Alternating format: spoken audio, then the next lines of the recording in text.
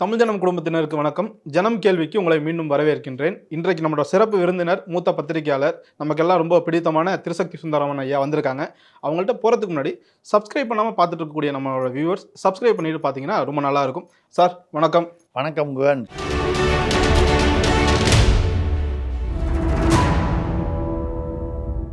இவங்க திமுக ஆனால் இப்போ கடைசி கொஞ்ச நாளாக சொல்கிறது வந்து எனக்கு தெரிஞ்சுக்கிறது, ஏன்னா எனக்கு பல நேரங்களில் நீங்கள் கணக்கெடுத்துருக்கீங்க. எங்கள் கூட 25 கட்சிகள் இருக்குது, ஆனால் என்டிஏல வெறும் 4-5 கட்சி தான் இருக்குது அப்படின்னு சொல்கிறாங்க. திமுகவோட உண்மையான கூட்டணியோட வாக்கு சதவீதம் என்னவா சார் இருக்கும்? எனக்கு ஒரு வாட்டி நீங்கள் சொல்லிட்டீங்கன்னா ஆடியன்ஸுக்கும் ஈஸியாக புரியும். அது திமுக ஓட் பேங்க் அப்படின்றது பொதுவாக வந்து 25-26% சொல்லுவாங்க. அவங்களோட சொந்த.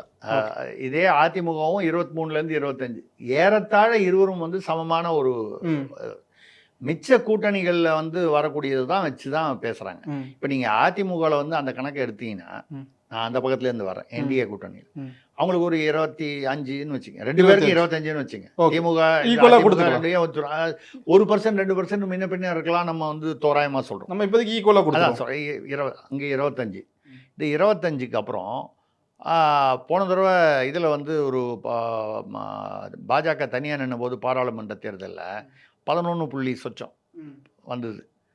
இதில் ஒரு 7-8% மட்டும் வச்சுங்க.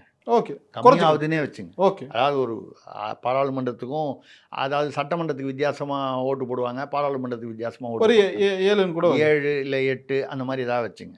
ஒரு 25-8 33 ஆச்சு. 33 பாமக இருக்கு. பாமக பொதுவாக ஒரு 5-6% வாங்கக்கூடிய ஒரு 5% சேர்த்துங்க பாமக 38. ஆமாம். இதில் வந்து நீங்கள் நடுவில் வந்து சார் ராமதாஸ் ஐயா தனியாக வந்து சசிகலாவுடன் சேர்ந்து கூட்டணி அமைச்சு தென்னந்தோப்பு சின்னத்தில் நிற்பதாக முடிவு பண்ணி விட்டாரெல்லாம் சொல்லி நடுவில் நகைச்சுவை பண்ணாதீங்க. ஏன்னு கேட்டால் அது ஏற்கனவே அவங்க சின்னம்மா வந்து சசிகலா அவர்கள் வந்து ஏற்கனவே இருந்த ஒரு கட்சி, அனைத்து இந்திய புரட்சி தலைவர் முன்னேற்ற யாரோ ஒருத்தர். இப்போ தமிழ்நாட்டில் பெரிய கட்சி அதுதான் சொல்லிட்டு இருக்காங்க சார். ஆமாம், ரொம்ப எனக்கே பயமாக தான் இருக்கு. 5 முனை போட்டி ஆயிடுமோன்னு ஒரு கவலையாக இருக்கு. அவங்க கட்சி பெருசாக ஆயி பூமா மாக்காக்கு அப்படின்னு வருதா எல்லாம் அதே மாதிரி தமிழில் உள்ள எல்லா எழுத்தும் அதில் வந்துருதா. அதில் வந்து அவங்க வந்து அதில் தமாஷ் என்னன்னு கேட்டிங்கன்னா, அந்த ஜோக்கை சொல்கிறேன். இது ஜோக்குன்னு சொன்னால் நம்ம வந்து சுவாரஸ்யத்தை விட்டுறக்கூடாது. மொத்தம் 234 தொகுதிக்கு 51 வேட்புமனு தான் வந்துச்சா அந்த அம்மாவுடைய கட்சிக்கு, சின்னம்மாவுடைய கட்சிக்கு, புது கட்சிக்கு.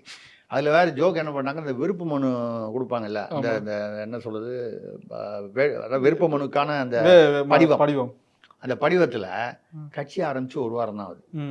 இல்லை, இவங்க கட்சியை எடுத்து 1 வாரம் ஆகுது. ஏதோ ஒன்று வச்சு வாங்கியிருக்காங்க வெளியிலிருந்து. ரைட்டு. அது மொத்தம் அதுக்கு முன்னால் அது லெட்டர் பேட் கட்சி. இப்போ அட்லீஸ்ட் இவங்க வந்து லெட்டர் பேடோட தலைமையில் இருக்காங்க. ரைட்டு. நீங்கள் இந்த கட்சியில் எத்தனை ஆண்டுகளாக பணி செய்கிறீர்கள்? அது என்னென்னா, அதிமுகவில் ஒரு ஃபார்ம் இருக்குது பாருங்கள், அது அப்படியே கட் அண்ட் பேஸ்ட் எடுத்து இங்கே போட்டதுனால வந்த வேணேன். இப்படி தான் இருக்குது. 1 வாரம் ஆரம்பித்த கட்சியில் எப்படி சார் 1 வருஷம் அது எத்தனை வருஷங்கள் அப்படின்னு கேட்டால் அது எவ்வளோ அபத்தமான ஒரு கேள்வி கேட்கறதுக்கு முன்னால் என்ன கேள்வி கேட்குறோன்றது வந்து அது. இதில் அவர் ஐயா ராமதாஸ் அவருக்கு வந்து கட்சி பாமக வந்து பாமக சின்னம் யூஸ் பண்ண முடியாது, பாமகங்கிற பேரை யூஸ் பண்ண முடியாது. அவர் இந்த பூத்தா பூக்கா அப்படிங்கிற பேரை வந்து அவர் யூஸ் பண்ணணும், வேறு வழி இல்லாமல். தென்னந்தோப்பு சின்னத்தில் நிற்பேன்னு நேற்று கொடுத்துட்டாரு. இந்த பத்திரிகை செய்தி சொல்லுது, ஐயா சொல்லியிருக்காங்கன்னு. நம்ம அதை கணக்கு பண்ணல. நம்ம அன்புமணி ராமதாஸை ஒட்டி இருக்கக்கூடியது 5%, ஒரு 5% வச்சுங்க.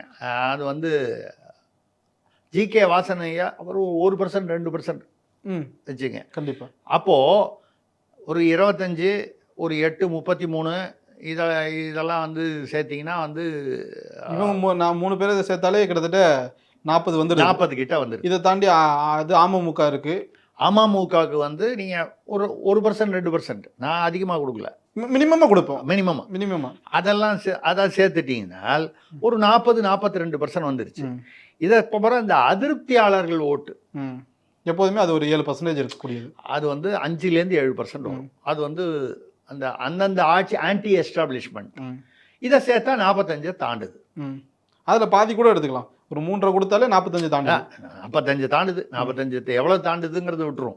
45% வந்தால் ஆட்டோமேட்டிக்காக வருது. இதை தாண்டி இன்னும் நம்ம சொல்லாத கட்சிகள் இருக்கு. நம்ம திருமாறனுடைய பார்ட்டியா இருக்கட்டும், அந்த மாதிரி முத்திரையருடைய, அது மட்டும் இல்லை, ஐஜேகே இருக்கு. இப்போ ஒரு அதெல்லாம் வந்து ஒரு சில தொகுதிகளில் அதாவது மட்டும் அந்தந்த இருக்கக்கூடிய சமுதாயம் இருக்கக்கூடிய தொகுதிகளில் தொகுதிகளில் மட்டும் இருக்கக்கூடிய ஐஜேகே, அவர் ஏசி சண்முகம் நீதி கட்சி, இந்த மாதிரி உள்ள இதெல்லாம் ஜான் பாண்டியனா ஜான் இருக்கட்டும். பாண்டியன், புதிய தமிழகம், அதை நம்ம சேர்க்கல. இன்னும் 3 தொகுதி கொடுத்துருக்காங்க.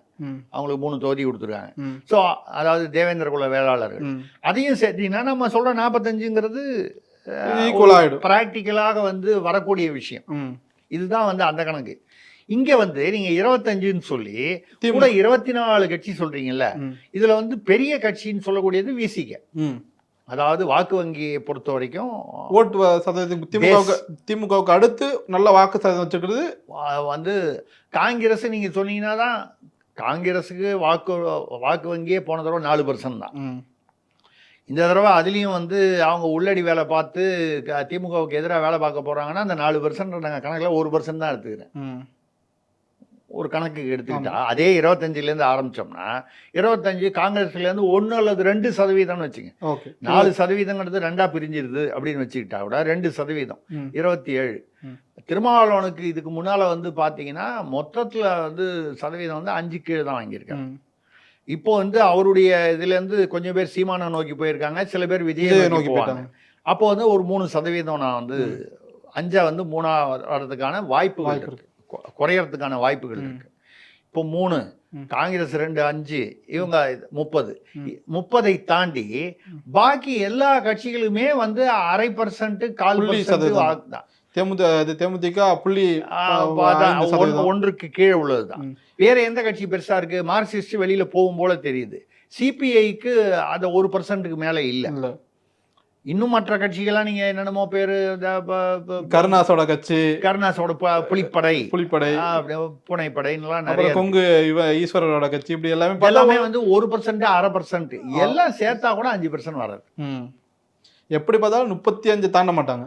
ஆமா. ஸோ அந்த 25 + 5 ஒரு 30, அங்கே ஒரு 30லேருந்து 35%க்குள்ளே வரும். நீங்கள் அங்கே 45, இங்கே 35னா 80, இதுவே வந்து 75-80% ஆச்சு. விஜய் வந்து அவர் சீமான் இப்போ வாங்குற 8% வாங்குவார்னு வச்சுப்போம். கூடலாம் குறையலாம், அந்த ஆவரேஜாக 8%. விஜய் ஒரு 5-6% வாங்குவார்னு ஓட்டர்லாம் சொல்கிறாங்க. இது வரைக்கும் அதிகபட்சமாக நடிகர்களாக வந்து வாங்கினதே 15% தான். விஜய் அந்த ரேஞ்சுக்கு போவாரான்னு இல்லை, அவர் விஜயகாந்த் உச்சபட்சத்தில் வாங்கும்போது 10% வாங்கினார். நான் சொல்றது வந்து விஜய் ஈவன் விஜய் வாங்கினா திமுகவுக்கு பிரயோஜனம் இல்லையே, அவரோட தானே, அவரோட ஓட்டு தான் இவர் எடுக்கிறாரு. ஆமா. ஸோ அப்போ விஜய் வாக்க நீங்க, அதாவது என்னன்னா 45-35, விஜய் வந்து 5ன்றது 8 கூட வாங்கலாம், சீமான் 8ங்கிறது 6 வாங்கலாம், இல்லை 10 வாங்கலாம். இதுதானே நடக்கலாம். ஸோ அந்த பக்கம் வந்து கடைசி நேரத்தில் ஓட்டு போடுறோம். இது ரெண்டையும் சேர்த்தீங்கன்னா, விஜய் + சீமான் சேர்த்தீங்கன்னா என்னை பொறுத்த வரைக்கும் ஒரு 15-16%, ரொம்ப அதிகபட்சமாக போனால் 20% வரும். அப்போ 45, 35, 10 விஜய்க்கு ஒரு 10% நம்ம ஒரு அப்படியே கொடுத்தோம், ஒரு இதுவாக கொடுப்போம். அது மாதிரி வந்து இவருக்கு வந்து சீமானுக்கு ஒரு 10%. இதில் ஒருத்தர் 2 கூட வாங்கலாம், ஒருத்தர் 2 குறைச்சுவாங்க. கடைசி 2 பேரும் சேர்த்து 20% வச்சுக்கிட்டேன், 100%. யாரும் சுயேட்சையெல்லாம் வேற ஒன்று. அதாவது மக்களை ஏமாற்றணுங்கிறதுக்காக திரும்ப அந்த நம்பர் கேம் திமுக விளையாடுதுன்னு நம்மளால புரிஞ்சுக்க முடியுது. ஆமாம், இவங்க வந்து அதாவது ஒரு அந்த அந்த அந்த ஒரு மாயையை உருவாக்கி, நாங்கள் மிக வலிமையான கூட்டணிங்கிற ஒரு மாயை. அது எதுக்கான அந்த மாயையை உருவாக்குறதுக்கான காரணம் என்னன்னு கேட்டால், இந்த ஆன்டி எஸ்டாப்ளிஷ்மெண்ட் ஓட்டு இருக்குல்ல, அதை கவர் பண்ணணும்.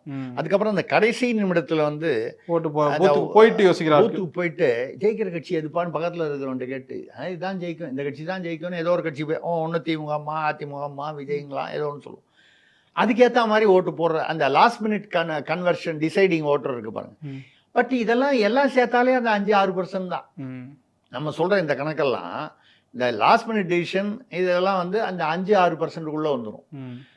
அந்த வித்தியாசம் 10%க்கு போயிடுச்சுன்னா, அதிமுக திமுகக்குள்ள அது 45, இது 35ன்னு வந்துருச்சுன்னா, இந்த 5% ஆன்டி இன்கம்பன்சின்னு அங்கே வந்து குறைஞ்சா 5% போல 3%. ஏன்னா அதிருப்தியாளர்கள் வந்து எல்லா துறையிலையும் இருக்காங்க. தூய்மை பணியாளர் ஆரம்பிச்சு அங்கன்வாடி, ஆம்புலன்ஸ் ஓட்டுநர்கள், ஆசிரியர்கள், விவசாயிகள், போக்குவரத்து துறை, எல்லா இடத்துலையும் அதிருப்தி இருக்கு. அரசு ஊழியர்கள்னு எடுத்துக்கிட்டீங்கன்னா கூட ஒரு தொகுதியில் குறைஞ்சபட்சம் ஒரு 10,000 ஓட்டுகளுக்குலேருந்து 20,000 ஓட்டுகள் வரைக்கும் அரசு ஊழியர்கள் அவருடைய குடும்பங்கள் ஓட்டு. ஒரு 1,50,000 லட்சம் 2 லட்சம் ஓட்டு ஒரு தொகுதிக்கு, சட்டமன்ற தொகுதியிலன்னு ஒரு உதாரணமாக எடுத்துங்க. 1,50,000 லட்சம் 1,45 லட்சம் அப்படி தான் இருக்கும். ரொம்ப பெருசாக இருந்தால் அதுக்கு ஏற்ற மாதிரி கொஞ்சம் ஜாஸ்தி இருக்கும். இதில் குறைந்தபட்சமாக அரசு ஊழியர்கள் அவளுடைய குடும்பங்கள்னு பார்த்தீங்கன்னா 10,000லேருந்து 20,000. இவர்கள் எல்லாமே வந்து திமுகவுக்கு எதிராக தான் போகிறாங்க. இப்போ வந்து அதிருப்தியாக இருக்காங்க. இந்த கணக்கு பார்க்கும்பொழுது இந்த முறை திமுக மீண்டும் ஆட்சிக்கு வருவது என்பது கேள்விக்குறி, மிகப்பெரிய கேள்விக்குறி. மக்களுக்கு ரொம்ப தெளிவாகவே தெரிய ஆரம்பிச்சிருக்கு. அது அந்த கேள்விக்குறிக்கு வந்து அதில் வந்து ஆர்வமான விஷயம் என்னன்னா, இம்ப்ளோஷன் சொல்லுவாங்க. எக்ஸ்ப்ளோஷன் அப்படிங்கிறது வந்து வெளியில வெடிக்கிறது, இம்ப்ளோஷன்ங்கிறது உள்ளுக்குள்ளேயே வெடிக்கிறது. திமுக இந்த முறை வந்து ஆட்சியை இழக்கும் பட்சத்தில் அந்த மாதிரி தான் தெரியுது. அதற்கு காரணம் எக்ஸ்ப்ளோஷனை விட இம்ப்ளோஷன் அதிகமாக இருக்கும் அப்படிங்கிறது தான் என்னுடைய. இம்ப்ளோஷன் சொன்னதுனால கேட்குறேன், கட்சிக்குள்ளே ஏதோ ஒரு சந்திப்பு நடந்ததாகவும் ஒரு இம்ப்ளோஷன் நடந்ததாகவும் நீங்கள் பேசும்போது சொன்னீங்க. என்ன சார், எங்கே சார் பேச்சுவார்த்தை? அதுவா, அது வந்து பார்த்தீங்கன்னா நம்ம இதில் ஒருத்தர், அவர் வந்து ஏதோ ஒரு வைணவ மையம்லாம் நடத்துகிறார் ஒருத்தர். அவருடைய வீட்டில் நாயன்மாரா ஆழ்வாரோ அந்த மாதிரி ஒரு ஏதோ நடத்துகிறார், ஆராய்ச்சி மையம். அவருடைய வீட்டில் வந்து ஒரு தமிழ்நாட்டின் முக்கிய புள்ளி, அவருடைய மகன், அவருடைய மருமகன் 3 பேரும் வந்து சந்திச்சிருக்காங்க. இப்போ எப்படி ஸ்டாலின் அப்பா பையன் அந்த மாதிரி ஏதோ 3 பேர், யாரோ ஒரு முக்கிய புள்ளி, அது நமக்கு என்ன, அதை வந்து சந்திச்சிருக்காங்க. சந்திச்சு அங்கே வந்து அது எதுக்காக சந்திச்சாங்க, அங்கே வந்து என்ன சார் எப்போதுமே சந்திக்கிறதுனா ஒன்று அறிவாலயத்துக்கு கூப்பிடுவாங்க, இல்லாட்டினா அவங்க வீட்டுக்கு கூப்பிடுவாங்க. அது சந்திக்கிற எந்த மேட்டரை பொறுத்து இருக்குல்ல. அரசியல் ரீதியாக பேசுகிறதா இருந்தால் அறிவாலயத்திலோ வீட்லேயோ பேசுவாங்க. வேறு ஏதாவது பொதுவான விஷயங்களாக இருந்ததுன்னா அது வேறு ஏதாவது காரணம் இருக்கலாம். அது பேசுகிறதுக்கு நம்ம 1000 காரணம் இருக்கலாம். அதெல்லாம் நம்ம வந்து நமக்கு தெரியவும் தெரியாது, தெரிஞ்சாலும் அது பேசவும் முடியாது. சரி, ரைட்டு. அந்த மாதிரி வந்து பேசும்பொழுது இந்த தேமுதிகவை சும்மா இல்லாமல் வெளியில் போகிறத எடுத்து வேட்டியில் விட்டுக்கிட்டா மாதிரி மாப்பிள்ளை தான் கொண்டு விட்டாரு. அவர் பண்ண வேலையில் தான் யாரோ 2 மீடியாக்காரங்க வந்து நடுவில் வச்சு அவங்கள வச்சு பேசி கொண்டு வந்து விட்டுட்டாங்க. அது யாரோ வந்து பேசுகிறவங்க, அவங்க வந்து ஆட்டோ சார்ஜ் வாங்கிட்டு போயிட்டாங்க. சரி, அவங்களுக்குள்ள அந்த ஆட்டோவுக்கு உண்டான சார்ஜ் கொஞ்சம் பெருசு தான். ஆமாம், சார்ஜ் கொஞ்சம் பெரிய சார்ஜ். ஆட்டோனா ஆட்டோ சார்ஜ்னா ஆட்டோ வர்ற சார்ஜில் ஆட்டோ வாங்குற சார்ஜாக இருக்கலாம், தெரியல. அது ஆட்டோ வாங்குற மாதிரி தெரியல, நீங்கள் ஆட்டோ ஸ்டாண்டே வாங்குற மாதிரி இருக்கு. ரைட்டு, அது ரைட், அதை விட்டுடலாம். அது பெரிய விஷயம் இல்லை. அது மாதிரி எப்பவுமே சமுதாயத்தில் இருக்க தான் இருப்பாங்க. அதெல்லாம் நடந்தது. அப்படி பேசும்போது தேவையில்லாமல் இங்கே கொண்டு 0.5% ஓட்டு கூட அந்த அம்மாவுக்கு இல்லை, அதை கொண்டு மாப்பிள்ளை தான் கொண்டு விட்டார் அவருடைய ஏற்பாட்டில் தான். இப்போ அதனால் வந்து இவர் நம்ம தோழர் இவர் விசிக வந்து பிச்சுட்டு போகிறேன், இது மார்க்சிஸ்ட்டு, அதான் இப்போ உள்ள அந்த வாழ்வுரிமை இதெல்லாம் வந்து வந்தது காரணம். இவ்வளோ நாள் அந்த தைரியமே வரல அவங்களுக்கு, நம்மளை எதிர்த்து பேசுகிறதுக்கு. 2006-11 கூட நம்ம மைனாரிட்டியாக இருந்தபோது, தாத்தா இருந்தபோது, பெரியவர் இருந்தபோது,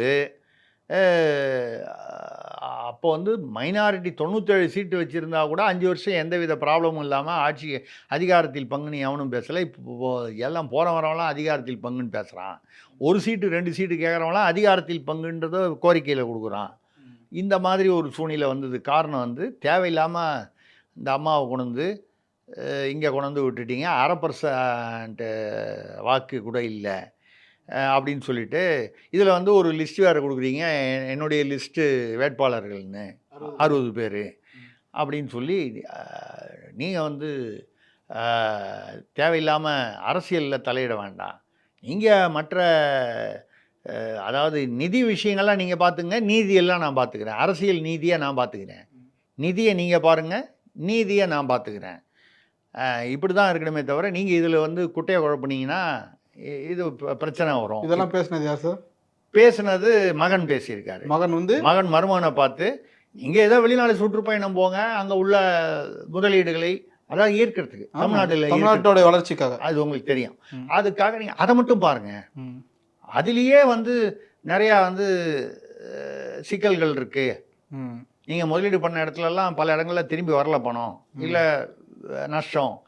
அதெல்லாம் சரி பண்ணுறதுக்கு என்ன வழின்னு பாருங்கள். இதில் வேறு போர் வேறு நடக்குது.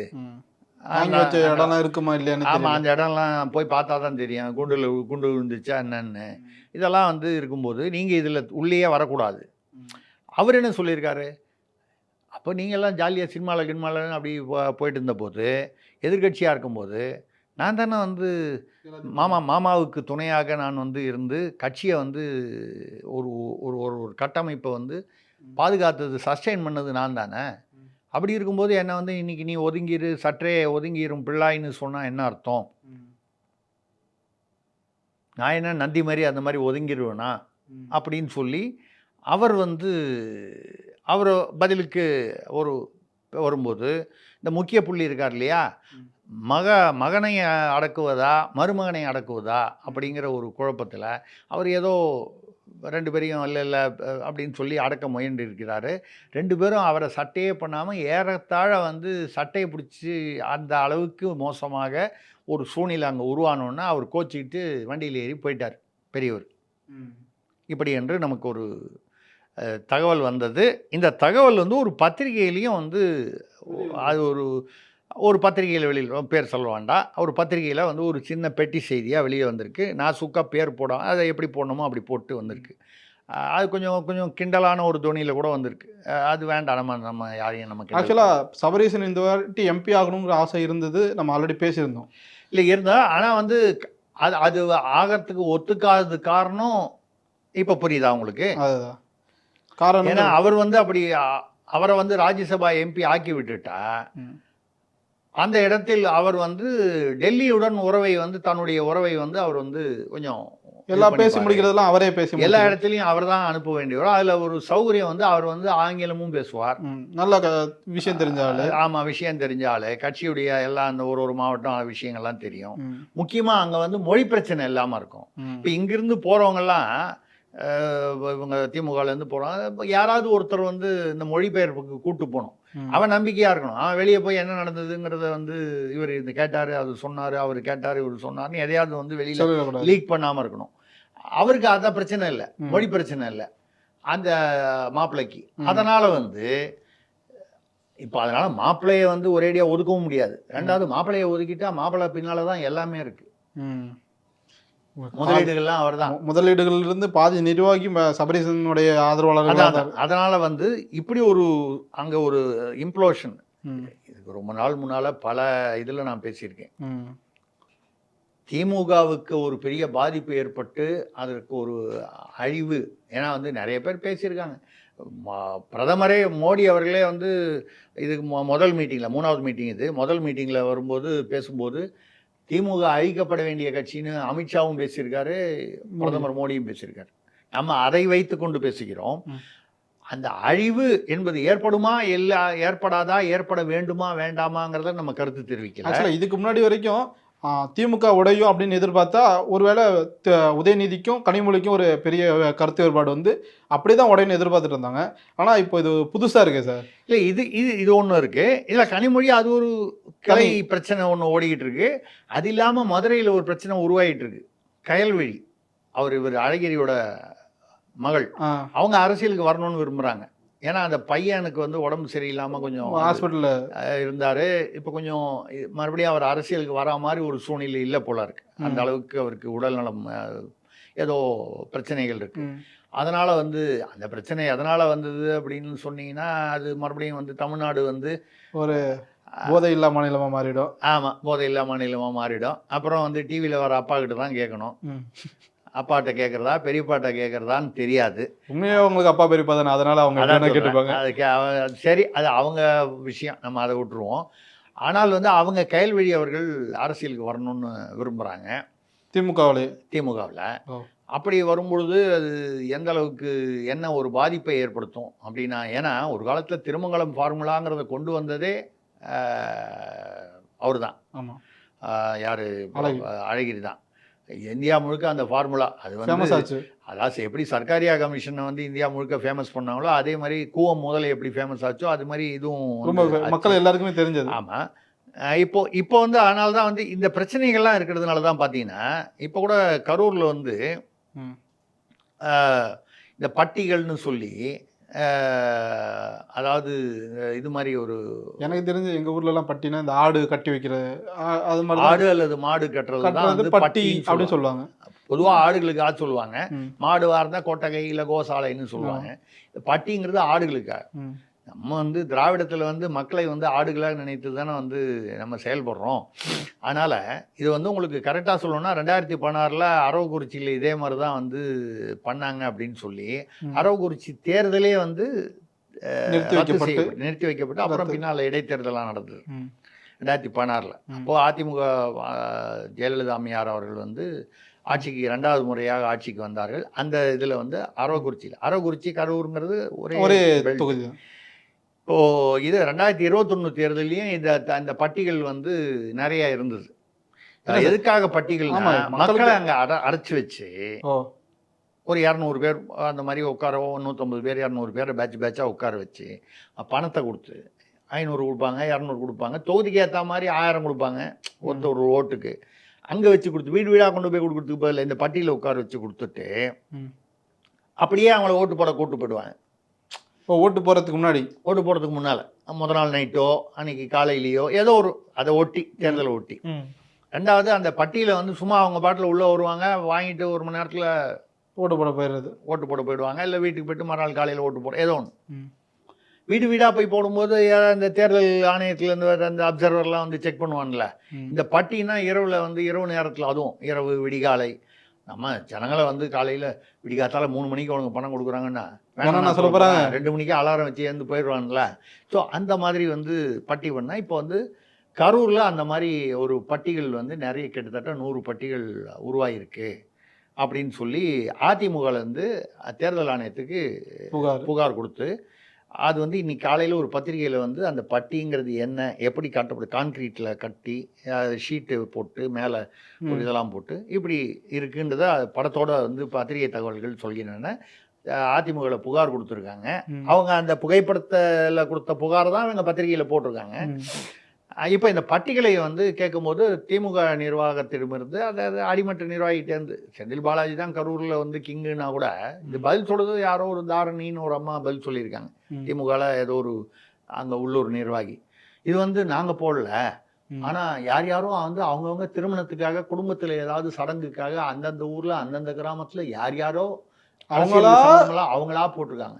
ஆனால் கேள்வி என்னன்னா அது எப்படி கிட்டத்தட்ட 100 பட்டி போட்டது ஒரே மாதிரி மாடல்ல ஒரே சைஸ்ல எல்லாம் ஒரே இன்ஜினியரா இருப்பாங்க சார். என்ன சார் ஒரே இன்ஜினியர் ஒரே பத்தினாரு இல்ல இது கூட கான்ட்ராக்டர் கூட்டாங்க இருக்கு சார். என்ன மக்கள் எல்லாரும் இல்ல வேற கிராமத்து மக்கள்லாம் சேர்ந்து ஒரே கான்ட்ராக்டர் யூஸ் பண்றான், ஒரே ஆர்கிடெக்ட்.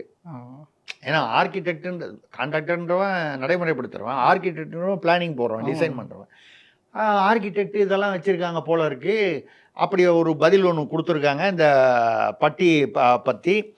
இது வந்து பார்த்தீங்கன்னா இது வந்து இதுலேருந்து என்ன தெரியுதுன்னா அதே மாதிரி வந்து இன்னொன்று வந்து சேலத்தில் நடந்திருக்கு. தூய்மை பணியாளர்கள் இருக்காங்கல்ல, அவங்கள வந்து இந்த தனியார் இப்போ நம்ம சென்னையில் வந்து இந்த ராம்கின்னு ஒரு ஆந்திரா கவனிக்கவும் ஆந்திரா நிறுவனத்துக்கு கொடுத்தாங்க. வேண்டப்பட்டவங்களா இருப்பாங்க சார். அதான் சார் நமக்கு வேண்டியவங்க அவங்களுக்கு கொடுத்துட்டாங்க. அதுக்கப்புறம் வந்து 3 வேளை சாப்பாடு போடுறேன். யாருக்கு? இந்த தனியாரில் வேலை பார்க்குறவனுக்கு. ஆனால் கான்ட்ராக்ட் தான் அவனுக்கு கொடுத்துட்டீங்களே, அவன் சம்பளம் கொடுத்துட்டு போகிறான், நீங்கள் ஏன் போய் சாப்பாடு போடணும் அவனுக்கு? தனியாருக்கு ஊழியருக்கு சாப்பாடு போடுறதுக்கு பதிலாக பேசாமல் வந்து இந்த சாப்பாட்டு செலவை அங்கேயே வந்து சம்பளமாகவே கொடுத்துருக்கலாமே அவனுக்கு, அவனை ரீட்டைன் பண்ணியிருக்கலாமே. இது ஒரு அது தனி. சேலத்தில் தூய்மை பணியாளர்கள் வந்து தனியாரில் கொண்டு போய் சேர்த்துட்டாங்க. இப்போ அவன் தனியார் நிறுவனத்தில் இருக்கான். ஆனால் இந்த தனியார் நிறுவனத்தில் சேர்க்கும்போது அவன் வந்து 40 வயசுக்கு மேலே இருக்கக்கூடாது, போகக்கூடாதுன்னு சொல்கிறான் இல்லையா. அப்போ உள்ளூர் திமுக நிர்வாகி தலையிட்டு பார்த்து பண்ணுங்க அப்படின்னு சேர்த்து விட்ருக்காங்க இல்லையா.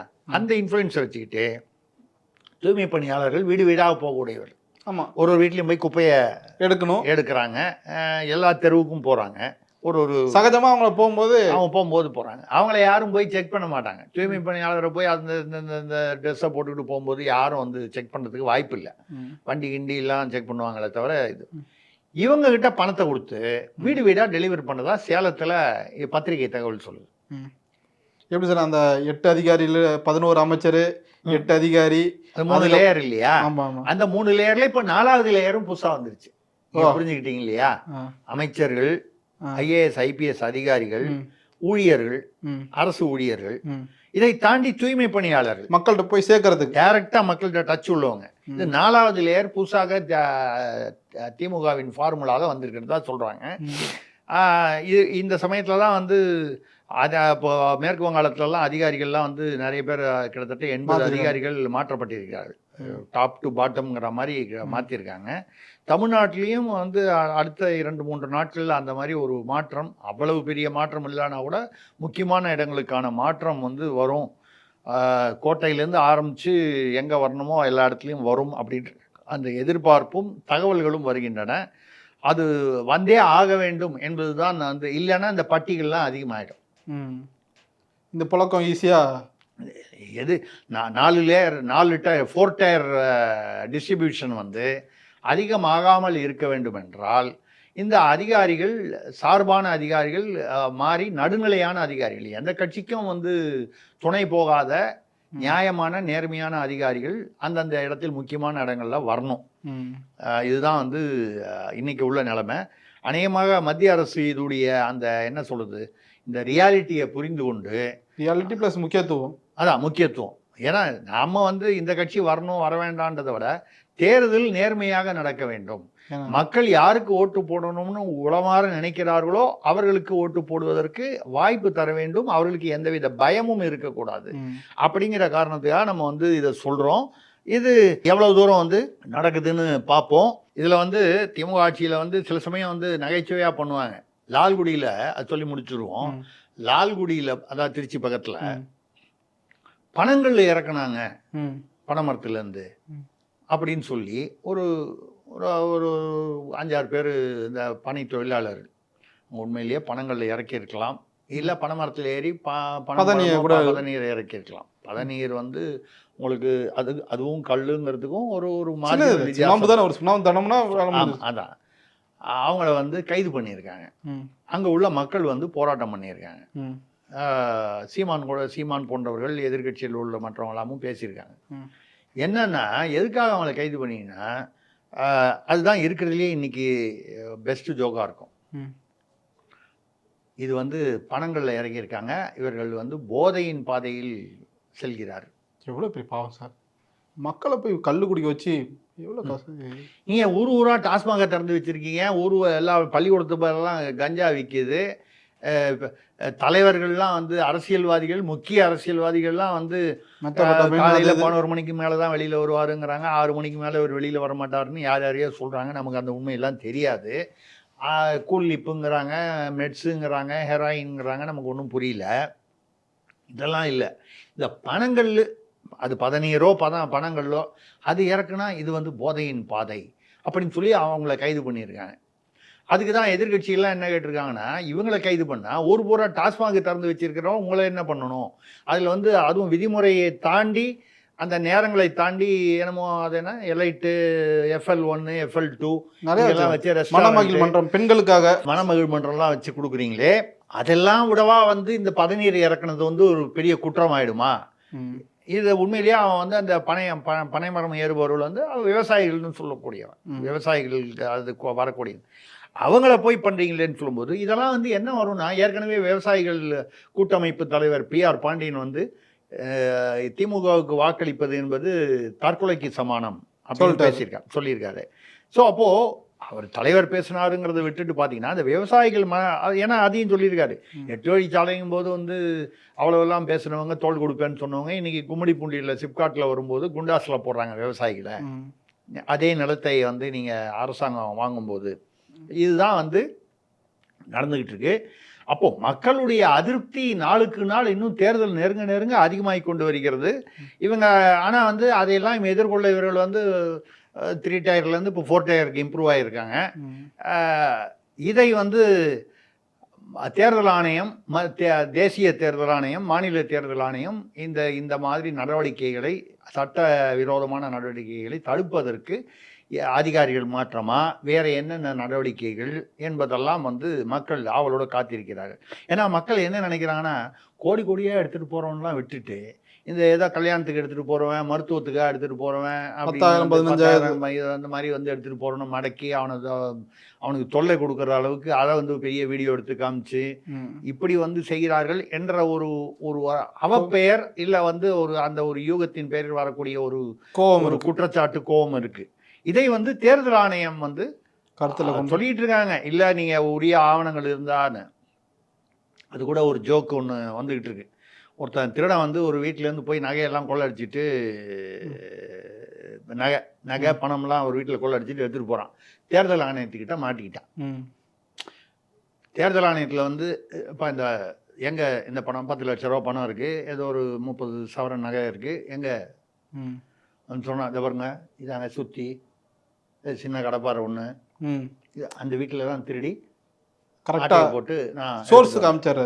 உடனே வந்து அந்த தேர்தல் அதிகாரி சொல்லிட்டாரு, உரிய ஆவணங்களை வந்து அவர் கூப்பிட்டதுனால நம்ம அவரை வந்து விட்டுருவோம் அப்படின்னு. இது வந்து வலைதளத்தில் வந்து மீம்ஸ், அதை சொல்கிறோம் நம்ம. இது மிகைப்படுத்தப்பட்டதுன்னு நமக்கு புரியுது.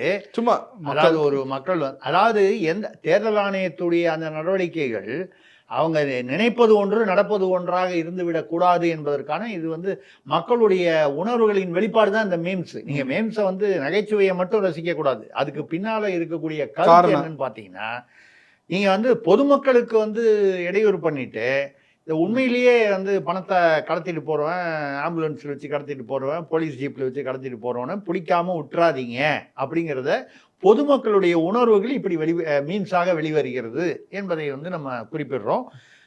பார்க்கலாம், இன்னொரு 30-35 நாள் இருக்கு, அதுக்குள்ள என்னென்னவோ நடக்க வேண்டியது இருக்கு. ஆனால் ஒன்று மட்டும் தெளிவாக புரியுது, திமுக உச்சகட்ட பயத்தில் அதிர்ச்சியில் இருக்காங்க. இது அதாவது அவங்க எதிர்பார்க்காதது என்னன்னா, அடங்கி இருப்பார் என்று எதிர்பார்த்தவர் அடங்க மறுக்கிறார். உண்மையாகவே அடங்க மறுக்கிறார். உண்மையிலேயே வழக்கமாக மேடையில் மட்டும் அடங்க மறுப்பார், இப்போ வந்து உண்மையிலேயே அடங்க மறுக்கிறாரு.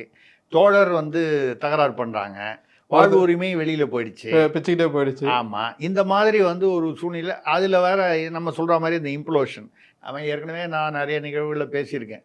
அதான் இந்த திமுகவுக்கு அழிவு வரணும்னு நம்ம நினைக்கல.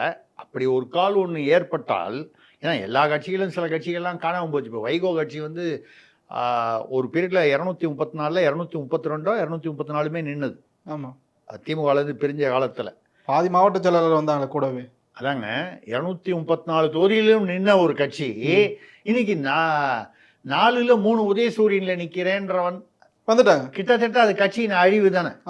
ஏதோ ஒரு சும்மா உயிர் ஒட்டிக்கிட்டு இருக்குன்ற கடைசி காலத்தில். ஆமாம், அது அந்த மாதிரி. அதாவது அரசியலில் எது வேணாலும் நடக்கலாம் அப்படின்னு சொல்லக்கூடிய ஒரு சூழ்நிலையில் நான் திமுகவை பற்றி சொல்லும்போது சொல்லுவேன், திமுக என்பது பஸ்மாசுரன். புராண கதை தெரிந்தவர்கள் அந்த பஸ்மாசுரன்.